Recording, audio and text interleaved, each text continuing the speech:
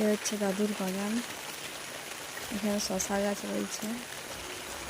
এই যে মাচাটা শশা গাছ, এটা হচ্ছে বরবটি মাচা, এটা হচ্ছে ভেন্ডি গাছ, নিচে রয়েছে বেগুন গাছ, নীল বেগুনটা, এগুলো শাক, এখানে শাক বোনা আছে, এগুলো পুদিনা পাতা। চলো আরও ওই দিকটা দেখাচ্ছি।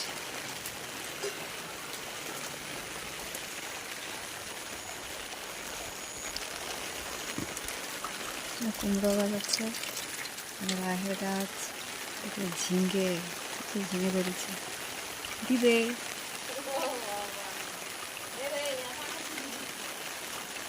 ঝিঙে মাচা কিছু ধরেছে। এই যে পেঁপে গাছ, এখানে সজনে গাছ, এখানে পেয়ারা গাছ রয়েছে, দেখতে পাচ্ছেন। ওদিকে দেখা যাবে, জানি না কি লোক।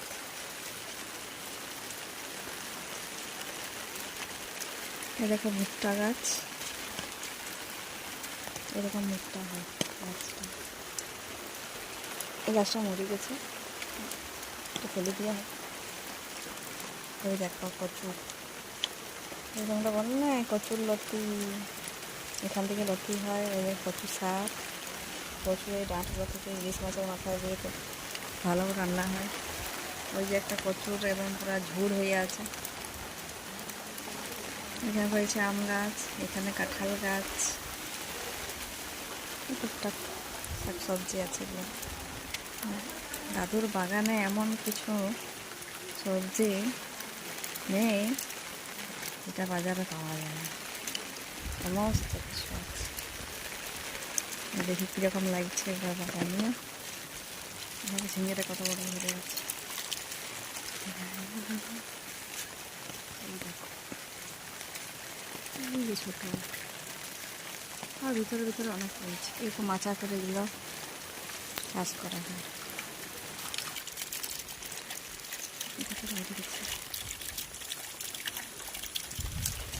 এই কুমড়ো লাগ,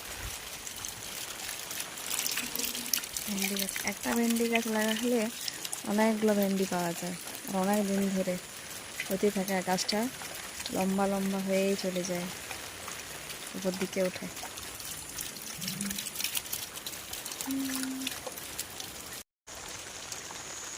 পাশে বেগুন ফুল,